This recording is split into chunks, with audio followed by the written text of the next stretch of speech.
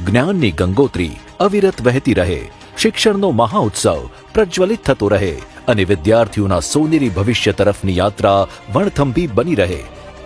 સમગ્ર સમાજ શિક્ષિત બને અને એ શિક્ષિત સમાજ થકી આવનારા દિવસોમાં આપણી ભારત માતા એ જગતજનની બને એ સ્વપ્ન સાથે આપણે સૌ કામ કરીએ છીએ.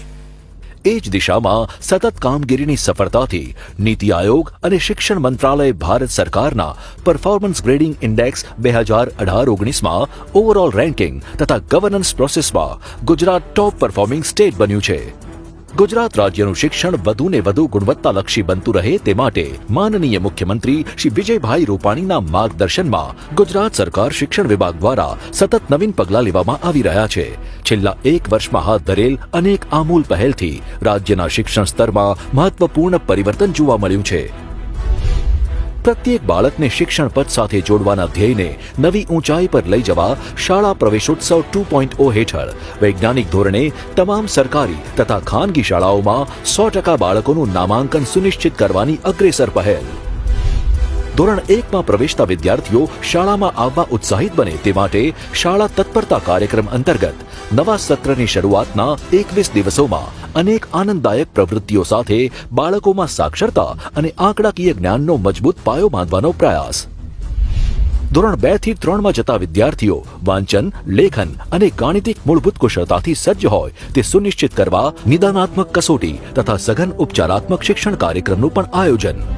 ગુજરાતના શિક્ષણ ક્ષેત્રને ટેકનોલોજી થકી નવી ઊંચાઈએ પહોંચાડવાના સંકલ્પ સાથે શિક્ષણ વિભાગની એક મહત્વપૂર્ણ પહેલ હેઠળ ગાંધીનગર ખાતે અત્યાધુનિક ટેકનોલોજીથી સજ્જ કમાન્ડ એન્ડ કંટ્રોલ સેન્ટરની શરૂઆત.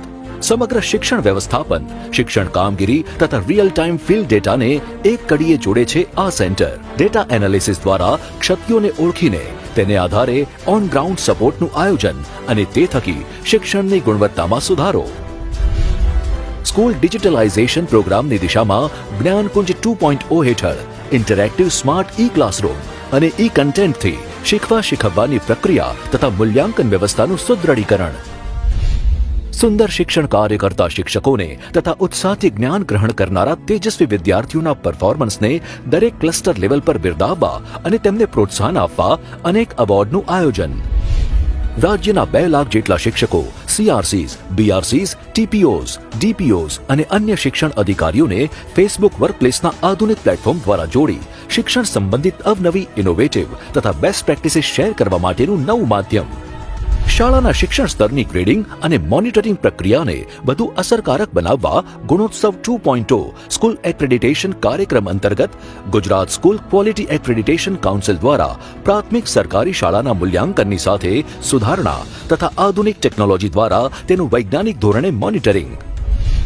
ગત વર્ષના સફળ પરિણામોને આગળ લઈ જતા ધોરણ 3 થી 8 માટે કેન્દ્રીય ધોરણે સતાંત્ર પરીક્ષાનું આયોજન, જેની સાથે 43 લાખ વિદ્યાર્થીઓની પરીક્ષાના પરિણામોની ઓનલાઈન ડેટા એન્ટ્રી કરી તેનું કમ્પાઇલેશન અને એનાલિસિસ.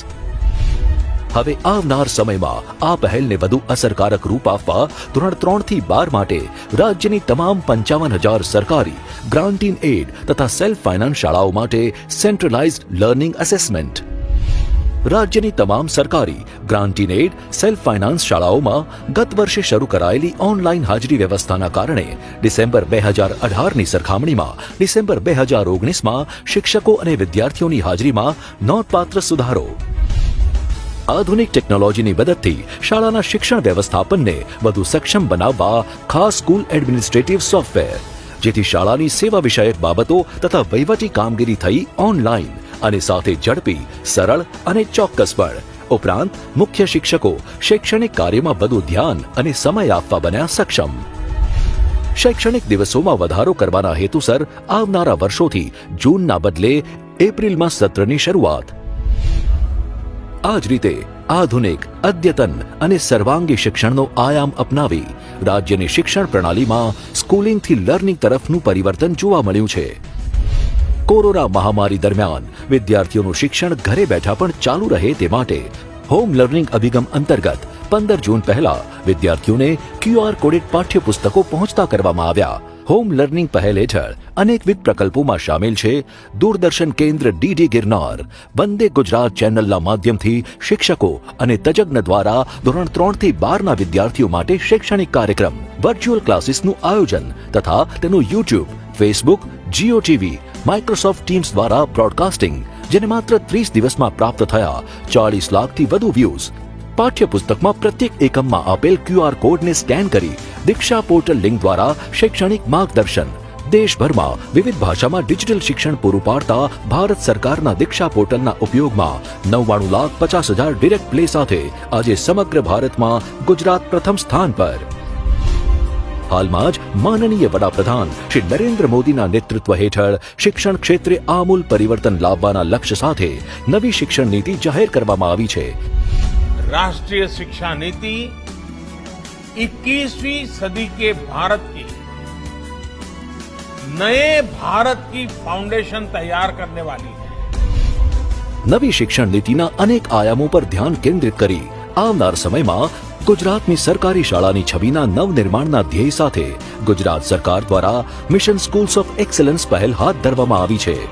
સાથે શિક્ષણ ક્ષેત્રે વૈશ્વિક અને વૈજ્ઞાનિક અભિગમ અપનાવી અત્યાધુનિક CCC 2.0 સ્થાપવાની દિશામાં પણ કામ શરૂ થઈ ગયું છે, જેમાં artificial intelligence, big data analysis તથા અનેક વિશ્વસ્તરીય શૈક્ષણિક સંસ્થાઓ સાથે સહયોગમાં કામ કરવામાં આવશે.